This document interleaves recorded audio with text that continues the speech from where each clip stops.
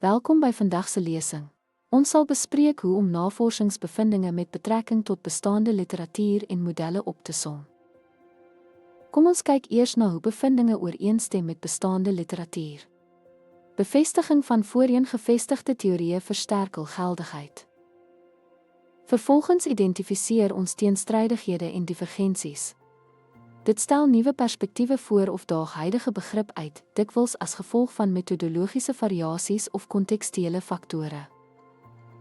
Ons ondersoek ook hoe bevindings kan bestaande teoretiese modelle uit te brei of te verfyn. Dit kan behels dat wysigings of byvoegings voorgestel word op grond van nuwe bewyse. Die bespreking van praktiese implikasies is van kardinale belang.